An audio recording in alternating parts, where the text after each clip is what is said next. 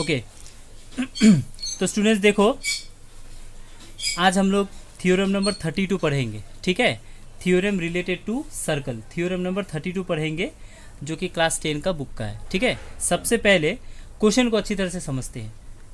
Prove that the perpendicular drawn from the centre to a chord bisects the chord, ठीक है। तो सबसे पहले एक सर्कल बनाते हैं, बना लिया सर्कल। सर्कल का सेंटर हो गया ओ, ठीक है, और कॉर्ड मैंने बना लिया ए बी, ठीक है। तो इस क्वेश्चन के हिसाब से बोला गया है, अगर इस सेंटर से इस कॉर्ड के ऊपर एक परपेंडिकुलर बनाओ, ऐसे मान लो कि मैंने परपेंडिकुलर बनाया ओ सी, ठीक है। तो ये आकर, ये जो मैंने परपेंडिकुलर बनाया ओ सी, ये ओ सी आकर ये ए बी को बाइसेक्ट करेगा, आधा आधा करेगा। दैट मीन्स अगर मैं यहाँ पे एक, ये कॉर्ड है ए बी और यहाँ से मैंने एक परपेंडिकुलर बनाया, तो ये परपेंडिकुलर आकर ये कॉर्ड को बिल्कुल आधा हिस्सा में इसको काटेगा। दैट मीन्स यहाँ पे मुझे प्रूफ करना होगा ए C equals to C B, ठीक है। मैं एक बार अच्छी तरह से फिर से क्वेश्चन बता देता हूँ। एक सर्कल है, सर्कल का मैंने सेंटर लिया ओ, इस ओ सेंटर से ए बी के ऊपर, ए बी जो कि कॉर्ड है, ए बी के ऊपर मैंने एक परपेंडिकुलर बनाया ओ सी। तो मुझे ये दिखाना है कि ये ओ सी परपेंडिकुलर आकर ये ए बी कॉर्ड को आधा आधा काटेगा, बाइसेक्ट करेगा। क्वेश्चन समझ में आया? अच्छी तरह से क्वेश्चन समझ में आया कि मैं फिर से बताऊं? एक बार फिर से बताओ। तो देखो, सबसे पहला बात है, मेरे पास एक सर्कल है जिसका सेंटर है ओ, ठीक है, और उसी सर्कल का मैंने कॉर्ड बनाया ए बी, ठीक है। सर्कल का सेंटर है ओ, कॉर्ड है ए बी, ठीक है। तो इस ए बी कॉर्ड के ऊपर यहाँ से ओ से, इस ओ से मैंने ए बी के ऊपर ओ सी एक परपेंडिकुलर बनाया। जैसे कि देखो, ये ए बी कॉर्ड था, इस ए बी कॉर्ड के ऊपर ओ सी एक परपेंडिकुलर मैंने बनाया, ठीक है। तो मुझे ये प्रूफ करना है कि ये ओ सी जो परपेंडिकुलर है, ये ए बी कॉर्ड को बाइसेक्ट करता है, आधा आधा करता है, ठीक है। तो सबसे पहले देखो क्या दिया हुआ है मेरे पास। सबसे पहला बात है, देखो मैं तुम लोगों को बोलना चाहूँगा कि मुझे बुक का लैंग्वेज सही से पढ़ने की ज़रूरत नहीं है। पहले मैं इस फिगर को समझूंगा, इस फिगर को समझने के बाद इस फिगर के हिसाब से हम अपने लैंग्वेज में इसको बनाकर लिखेंगे, ठीक है। कोई ज़रूरत, कोई हार्ड एंड फास्ट रूल नहीं है कि हम लोगों को बुक का सेम टू सेम लैंग्वेज लिखना है, ज़रूरत नहीं है, ठीक है। तो सबसे पहला बात, तो क्या दिया हुआ है मेरे पास, हम लोग लेंगे गिवन। तो a circle is drawn with center O। तो मेरे पास एक सर्कल मैंने बनाया, उस सर्कल का सेंटर है O, ठीक है। तो इस सर्कल का सेंटर से मैंने ए बी कॉर्ड के ऊपर एक परपेंडिकुलर बनाया। तो देखो, अ परपेंडिकुलर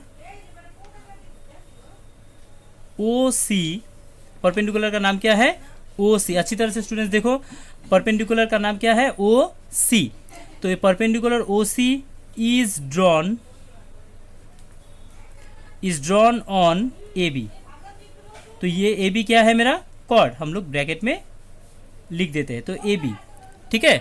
तो ये perpendicular O C is drawn on chord A B which intersect A B at C. तो देखो, मैंने जो लिखा वो तुम लोगों को थोड़ा सा एक बार बता देता हूँ कि एक सर्कल है मेरे पास, ठीक है।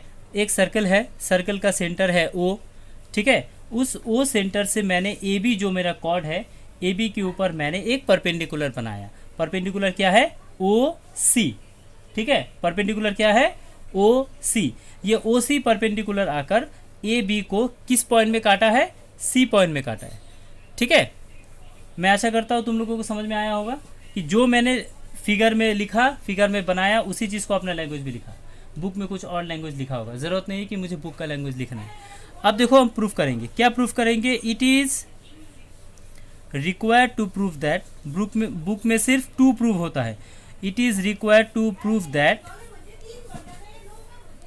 मुझे क्या प्रूफ करना है कि A C equal to C B, ठीक है, मुझे ये प्रूफ करना है कि A C equals to C B, मतलब ये दोनों साइड इक्वल है, ये मुझे प्रूफ करना है। ओके, तो स्टूडेंट्स देखो, इसके बाद हम लोग लिखेंगे कॉन्स्ट्रक्शन। इंग्लिश वर्जन में कॉन्स्ट्रक्शन होता है, हिंदी वर्जन में होता है रचना। ठीक है, तो देखो कॉन्स्ट्रक्शन में हम लोग क्या करेंगे, ये जो ए ओ है और ये जो ओ बी है, ये दोनों को हम लोग ज्वाइन करेंगे। ठीक है, तो लिखो A O and O B are join. ठीक है, तो लेकिन ज्वाइन तो कर लिए, इसके बारे में तुम लोग को थोड़ा सा बता देता हूं कि ये ए ओ और ओ बी जो मैंने ज्वाइन किया है, ये दोनों लेकिन इस सर्कल का रेडियस है, तो इसको लिखेंगे ये A O and O B are join. तो ये दोनों याद रखना कि ये दोनों this is the radius of the circle. ठीक है, तब देखो इसको प्रूफ करेंगे, यही पे हो जाएगा प्रूफ। यहाँ पे कोई स्टूडेंट गलती से प्रूफ लिख देते हैं, PROVE, तो यहाँ पे प्रूफ नहीं लिखना है, प्रूफ लिखना है, PROOF। तो सबसे पहले देखो, अब देखो इसको कैसे प्रूफ करेंगे, क्योंकि मुझे प्रूफ करना है AC इक्वल्स टू CB, ये दोनों प्रूफ करना है कि नहीं। तो AC equals to CB proof करने के लिए हम लोगों के पास देखो, जब भी मैंने ये AO और OB को ज्वाइन किया, तो ज्वाइन करने के बाद मेरे पास दो ट्रायंगल बनकर आया है। दो ट्रायंगल क्या क्या है, एक ट्रायंगल है AOC, ठीक है, एक ट्रायंगल है AOC, और एक ट्रायंगल है BOC। तो दो ट्रायंगल बनकर आया है मेरे पास। क्या क्या दो ट्रायंगल है, AOC और BOC, ये दो ट्रायंगल बनकर आया है। ठीक है, तो सबसे पहले हम लोगों को अगर प्रूफ करना है कि AC इक्वल्स टू CB, तो किसी भी तरह से कोई भी तीन कंडीशन लगाकर अगर हम लोग ये दो ट्रायंगल को कॉन्ग्रुएंट प्रूफ कर दें।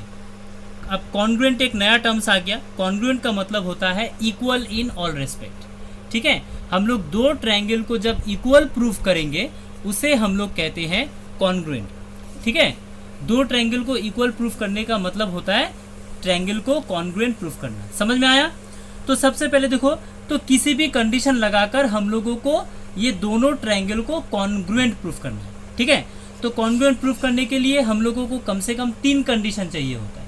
कितना कंडीशन, तीन। ना ही तीन से ज़्यादा यूज करेंगे और ना ही तीन से कम यूज कर सकते हैं, यानी कि minimum and maximum only we need 3 property. हम लोगों को 3 प्रॉपर्टी। अब वो 3 प्रॉपर्टी तीनों साइड भी हो सकता है, तीनों एंगल भी हो सकता है, एक साइड 2 एंगल भी हो सकता है, या फिर 2 साइड 1 एंगल भी हो सकता है। ठीक है, तो सबसे पहले हम लोगों को किसी भी तरह से ये दोनों ट्रायंगल को कॉन्ग्रुएंट प्रूफ करना है। ठीक है, तो लिखेंगे in triangle AOC and triangle BOC। तो मैंने देखो यहाँ पे दो ट्रायंगल लिख लिया है, एक ट्रायंगल है AOC और एक ट्रायंगल है BOC। तो मैंने ये दो ट्रायंगल तो लिख लिया। ये दो ट्रायंगल में अभी हमको 3 कंडीशन दिखाना है। ठीक है, 3 कंडीशन में से क्या क्या है। सबसे पहला कंडीशन हम लोग दिखाएंगे, ये जो OC जो साइड है, ये साइड OC, ये ट्रायंगल AOC ये ट्रायंगल में भी कॉमन है, और ट्रायंगल BOC ये ट्रायंगल में भी कॉमन है। ठीक है, दैट मीन्स हम लोग लिख सकते हैं साइड OC इज कॉमन। तो हम लोग लिखेंगे साइड OC इज कॉमन। ठीक है, साइड OC इज कॉमन। समझ में आया, अच्छी तरह से समझ में आया। मैं आशा करता हूँ तुम लोगों को समझ में आया होगा। समझ में आने से एक लाइक ज़रूर दे देना। ठीक है, तो जो भी है, ये जो OC जो साइड है, ये OC साइड ये ट्रायंगल AOC में भी कॉमन है और ये ट्रायंगल BOC में भी कॉमन है। तो हम लोग लिख सकते हैं साइड OC इज कॉमन। ठीक है, अभी किस में कॉमन है, इन बोथ द ट्रायंगल, वो लिखने की जरूरत नहीं। OC is common. Next condition, हम लोगों को कितना कंडीशन चाहिए, 3 कंडीशन चाहिए। तो 3 कंडीशन में से एक कंडीशन हम लोग दिखा दिए। दूसरा कंडीशन, अब देखो कि ये जो मैंने कंस्ट्रक्शन किया था AO इक्वल टू OB, ये दोनों क्या है, रेडियाई है, ये दोनों रेडियस है। तो हमेशा याद रखना, एक सर्कल में इन्फिनिट नंबर ऑफ रेडियस होता है। मैं जितना चाहे रेडियस बना सकता हूँ, लेकिन वो सारा रेडियस इक्वल होता है। तो मैं लिखूंगा AO इक्वल टू OB। क्यों इक्वल होगा, इसमें लिखो रेडियाई ऑफ सेम सर्कल। यहाँ पे हम लोग एक और लाइन भी लिख सकते हैं बाय कॉन्स्ट्रक्शन, ठीक है, क्योंकि कॉन्स्ट्रक्शन के हिसाब से हम लोगों ने ए और ओ बी को ज्वाइन किया, तो हम लोग लिख सकते हैं बाय कॉन्स्ट्रक्शन। तो बाय कॉन्स्ट्रक्शन से अच्छा होगा रेडियाई ऑफ सेम सर्कल लिखना, ठीक है। नेक्स्ट नंबर 3, अब मेरे को कितना कंडीशन चाहिए? 3 कंडीशन चाहिए। मैंने 2 कंडीशन दिखा दिया, यानी कि एक कंडीशन और चाहिए। तीसरा वाला क्या लिखेंगे? अब देखो मैंने ओसी को क्या बनाया था? परपेंडिकुलर बनाया था, है ना। ओसी को मैंने क्या बनाया था? परपेंडिकुलर बनाया था। तो ये परपेंडिकुलर है, यानी कि परपेंडिकुलर का मतलब होता है 90 डिग्री, यानी कि ये एंगल ओ सी बी ये भी 90 डिग्री होगा और एंगल ओ सी ए ये भी 90 डिग्री होगा, ठीक है। तो क्योंकि परपेंडिकुलर है तो परपेंडिकुलर का मतलब होता है 90 डिग्री। तो हम लोग लिखेंगे angle O C A equals to angle O C B. ये दोनों लिख लिए, ये दोनों इक्वल है, समझ में आया। O C A equals to O C B, O C A equals to O C B, ये दोनों एंगल इक्वल है। क्यों एंगल इक्वल है? Since O C perpendicular to A B, ठीक है। मैंने ए बी के ऊपर ओ सी को परपेंडिकुलर बनाया। परपेंडिकुलर का मतलब होता है 90 डिग्री, समझ में आया। इसको याद रखना, परपेंडिकुलर का मतलब होता है 90 डिग्री। अब क्योंकि ये 90 डिग्री है तो एंगल ओ सी ए का मेजरमेंट भी 90 डिग्री होगा और ओ सी बी का मेजरमेंट भी 90 डिग्री होगा, ठीक है।